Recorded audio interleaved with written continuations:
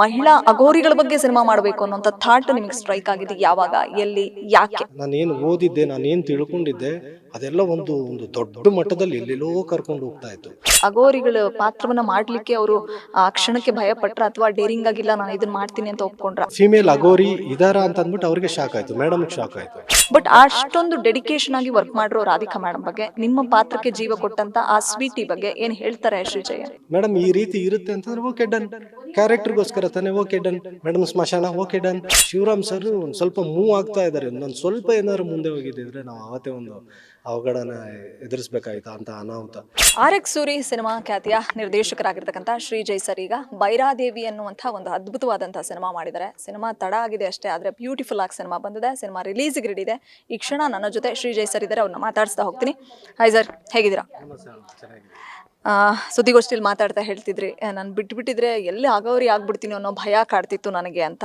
So ಇಡೀ ಜಗತ್ತಿಗೆ ಗೊತ್ತಿತ್ತು, ಬಹುಶಃ ಅಂದರೆ ಈ ಮೇಲ್ ಅಘೋರಿಗಳಿದ್ದಾರೆ ಅಂತ ಗೊತ್ತಿತ್ತು, ಆದರೆ ಫೀಮೇಲ್ ಅಘೋರಿಗಳಿದ್ದಾರೆ ಅನ್ನುವಂಥದ್ದು ಎಷ್ಟೋ ಜನಕ್ಕೆ ಗೊತ್ತಿರಲಿಲ್ಲ.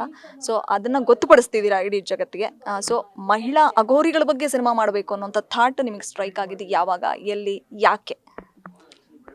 ಮಹಿಳಾ ಅಘೋರಿ ಬಗ್ಗೆ ಆ್ಯಕ್ಚುಲಿ ನಾನು ಮುಂದೆ ಒಂದು ವೇದಿಕೆ ಮೇಲೆ ಹೇಳಿದೆ ಮೇಡಮ್, ಒಂದು ಹಾರರ್ ಕಾನ್ಸೆಪ್ಟ್ ಮಾಡಿದ್ವಿ, ಮೇಡಮ್ ಹತ್ರ ಅಪ್ರೋಚ್ ಹೋಗಿದ್ವಿ, ಕಾಮನ್ ಆಯಿತು, ನಾರ್ಮಲ್ ಆಯಿತು, ಬೇರೆ ಥರನೇ ಬೇಕು ಅಂತ.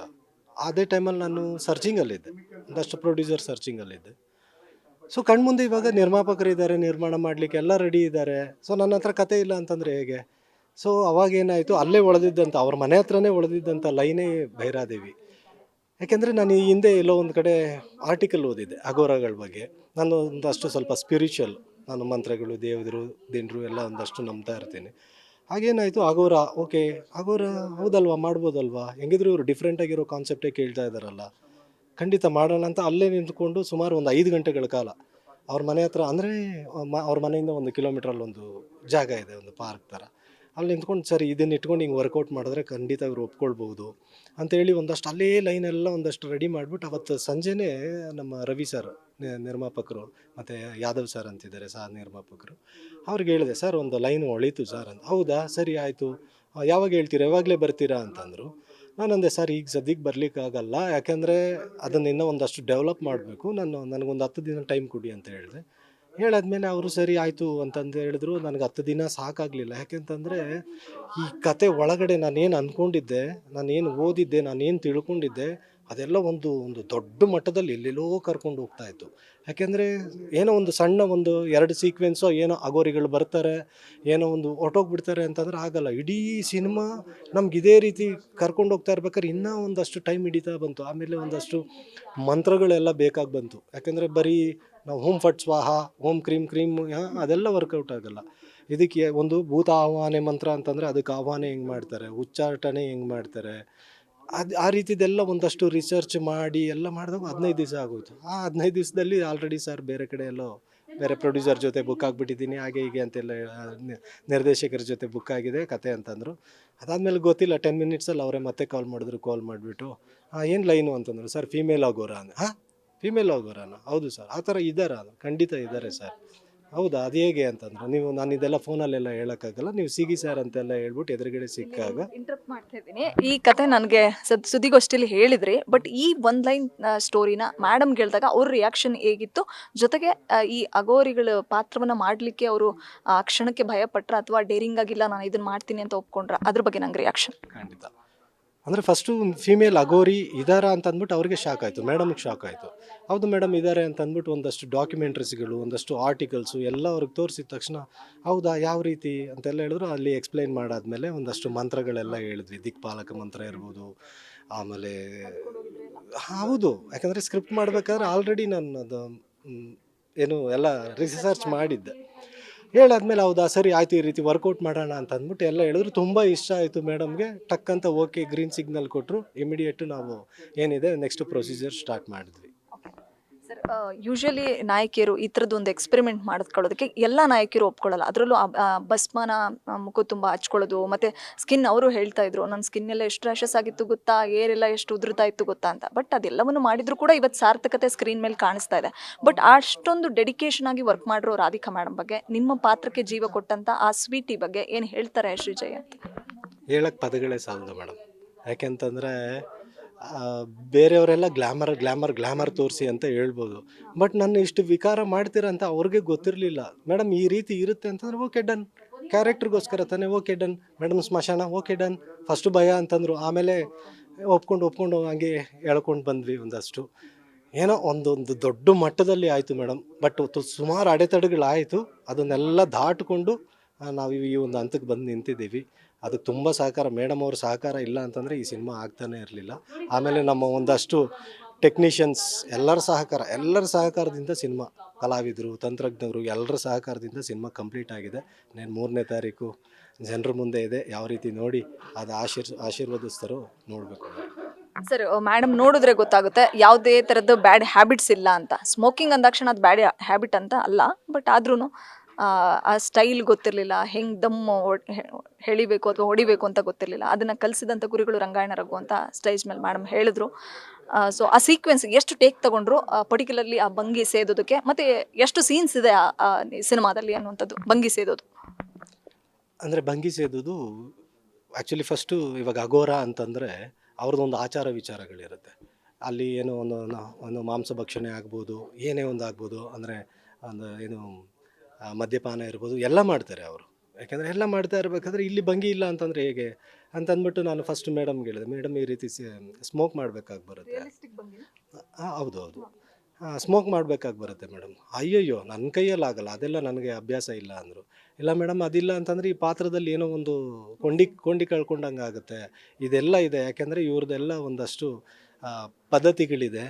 ಹೇಳಾದ್ಮೇಲೆ ಸರಿ ಏನು ಮಾಡೋದು, ಸಿಗರೇಟ್ ಸೇದಿ ಮೇಡಮ್ ಅಂತಂದ್ಬಿಟ್ಟು, ಆಮೇಲೆ ನಮ್ಮ ರವಿ ಸರ್ ಹತ್ರ ಸಿಗರೇಟ್ ಇತ್ತು, ತೊಗೊಂಡು ಸಾರೇ ಹಚ್ಚಿಸ್ಕೊಟ್ರು. ಜಸ್ಟ್ ಒಂದು ಪಫ್ ಎಳಿತಿದ್ದಂಗೆ ಪಾಪ ಕೆಮ್ಮು ಬಂದುಬಿಡ್ತು. ಅಯ್ಯಯ್ಯೋ, ನನ್ನ ಕೈಯಲ್ಲಿ ಆಗಲ್ಲ, ಬೇಕಾದ್ರೆ ಸಿನಿಮಾ ನಿಲ್ಲಿಸ್ಬಿಡ್ತೀನಿ ಹೊರತು ಸಿಗರೇಟ್ ಎಲ್ಲ ನಾನು ಸೇದಲ್ಲ ಅಂತಂದರು. ಅದಾದಮೇಲೆ ಇಲ್ಲ ಮೇಡಮ್ ಟ್ರೈ ಮಾಡಿ ಅಂತಂದ್ಬಿಟ್ಟು ಒಂದಷ್ಟು ಅವರು, ಅಂದರೆ ರಿಯಲಾಗಿ ಒಂದಷ್ಟು ಈ ನಮ್ಮ ನಾಗ ಸಾಧುಗಳು, ಅಘೋರಗಳು ಯಾವ ರೀತಿ ಎಳಿತಾರೆ ಸ್ಮೋಕ್ ಮಾಡೋದು, ಅದನ್ನೆಲ್ಲ ತೋರಿಸಿದ್ದಕ್ಕೆ ಅಯ್ಯಯ್ಯೋ ಈ ರೀತಿ ನನ್ನ ಕೈಯಲ್ಲಿ ಎಲ್ಲ ಆಗುತ್ತೆ, ನನಗೆ ಅಭ್ಯಾಸನೇ ಇಲ್ಲ ಅಂತಂದರು.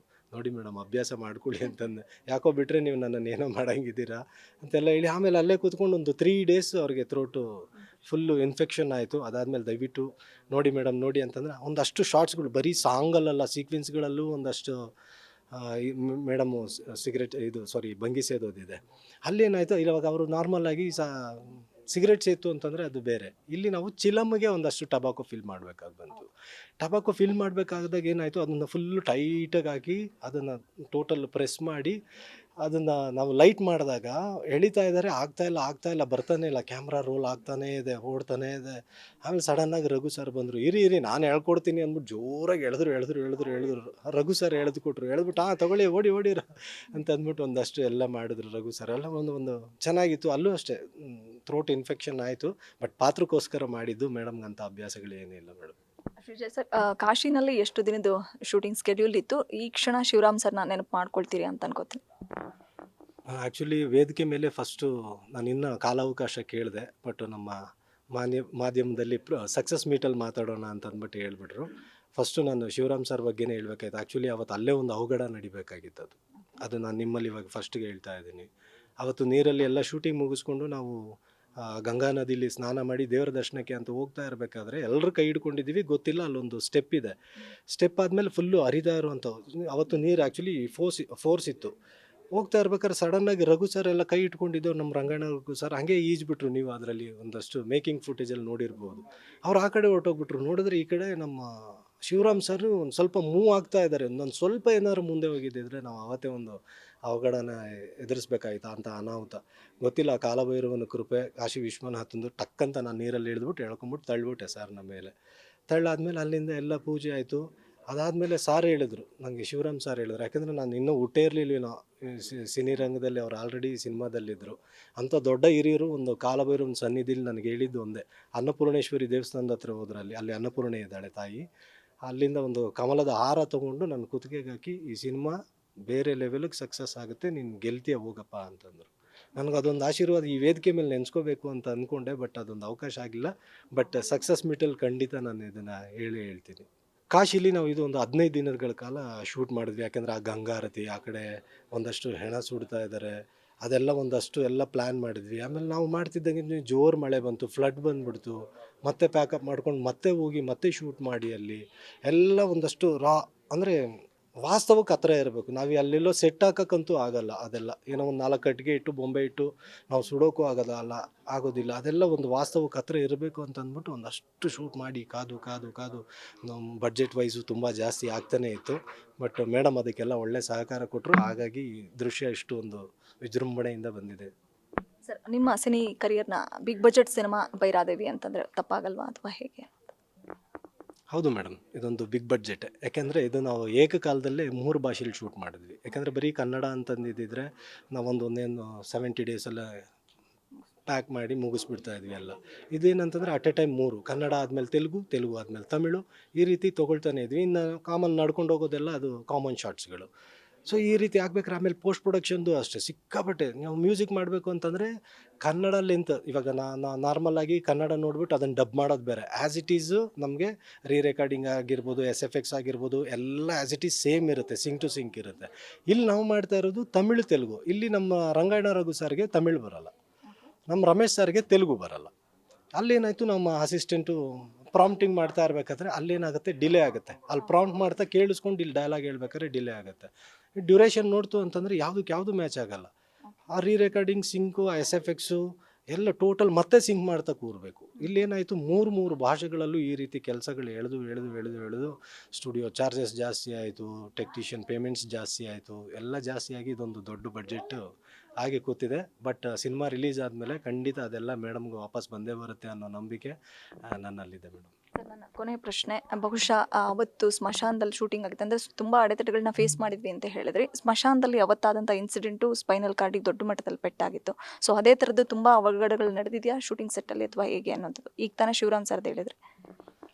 ಹೌದು ಮೇಡಮ್, ಇಲ್ಲಿ ನಾವು ಕಂಠೀರವದಲ್ಲಿ ಸೆಟ್ ಹಾಕಿದ್ವಿ. ಆ ಕೇವ್ ಸೆಟ್ಟು ಹಾಕಿರ್ಬೇಕಾದ್ರೆ ಅಲ್ಲಿ ಒಂದು ವೈಶ್ವಾನರ ಮಂತ್ರ ಇದೆ. ವೈಶ್ವಾನರ ಅಂದರೆ ಅಗ್ನಿದೇವ.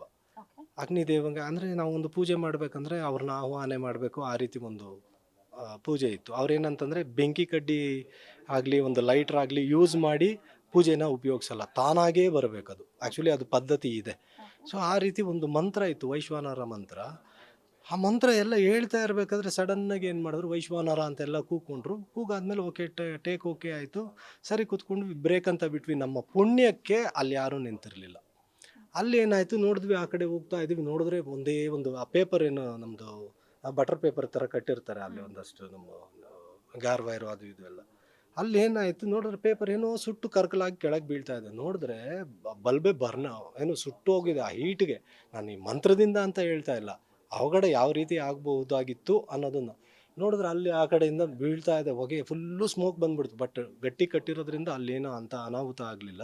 ಇಮಿಡಿಯೇಟ್ ಅದನ್ನು ಹೋಗಿ ಆ ಬೂಸ್ಟರ್ಸ್ ಎಲ್ಲ ಚೇಂಜ್ ಮಾಡಿ ಮತ್ತೆ ಅಲ್ಲೂ ತೊಂದರೆ, ಮತ್ತು ಹೊಗೆ ಎಲ್ಲ ತುಂಬ್ಕೊಂಡ್ಬಿಟ್ಟಿತ್ತು ಅದರಲ್ಲೆಲ್ಲ. ಸುಮಾರು ಎಲ್ಲ ಅನುಭವಿಸ್ಬಿಟ್ವಿ. ಬಟ್ ಸಿನಿಮಾ ನೋಡ್ತಿದ್ದಾಗ ಅದೆಲ್ಲ ಮರಿತಾ ಇದ್ದೀವಿ ಅಷ್ಟೇ, ಅದೊಂದು ಖುಷಿ. ಸರ್, ಈ ಸಿನಿಮಾ ಶುರು ಮಾಡಿದ್ಮೇಲೆ ನೀವು ಶಿವನ ಆರಾಧಕರಾಗಿದ್ದಾರೆ. ಯಾಕಂದರೆ ಇಲ್ಲಿ ಕೈಗೆ ಹಾಕಿರ್ತಕ್ಕಂಥ ಉಂಗುರ, ಕಿವಿಗೆ ಹಾಕಿರ್ತಕ್ಕಂಥದ್ದು ಓಲೆ, ಅದನ್ನೆಲ್ಲ ನೋಡಿದ್ರೆ ಸೊ ಶಿವನ ಆರಾಧಿಸ್ತೀರಾ ಅಂತ ಅನ್ಸುತ್ತೆ.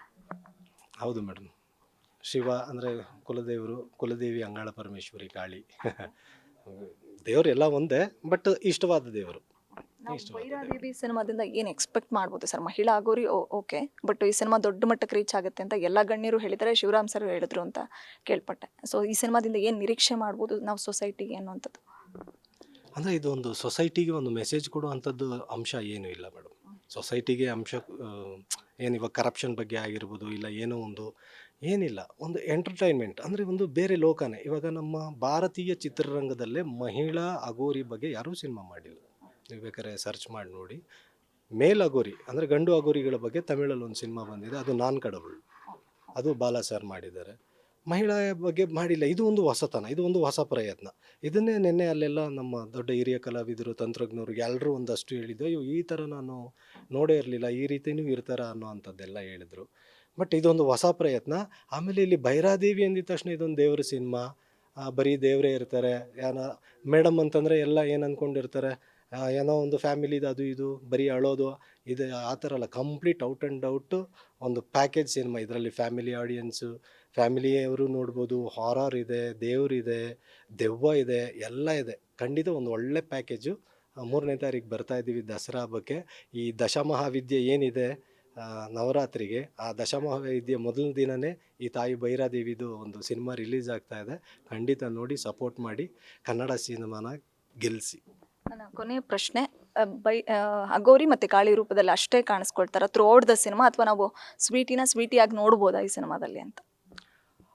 ಇಲ್ಲ ಮೇಡಮ್, ಅದು ನೀವು ಆನ್ ಸ್ಕ್ರೀನು ನೋಡಿ 3ನೇ ತಾರೀಕು ಖಂಡಿತ ಅದಕ್ಕೊಂದು ಕನ್ಕ್ಲೂಷನ್ ಕ್ಲಾರಿಟಿ ಕೊಡ್ತೀವಿ. ಅಲ್ಲೇನು ಕನ್ಫ್ಯೂಸ್ ಏನು ಮಾಡಿಸಿಲ್ಲ. ಬಟ್ ನೋಡಿ ಮೇಡಮ್, 3ನೇ ತಾರೀಕು ಗೊತ್ತಾಗುತ್ತೆ. Thank you so much. ಇದಿಷ್ಟು ಶ್ರೀಜಯ್ ಸರ್ ಮಾತುಗಳಾಗಿತ್ತು. ಬೆಂಗಳೂರಿನಿಂದ ಕ್ಯಾಮ್ರಾ ಪರ್ಸನ್ ಗಿರೀಶ್ ಜೊತೆ Vishalakshi, entertainment bureau, guarantee news. Guarantee news, ಸುದ್ದಿ ಖಚಿತ, ನ್ಯಾಯ ನಿಶ್ಚಿತ.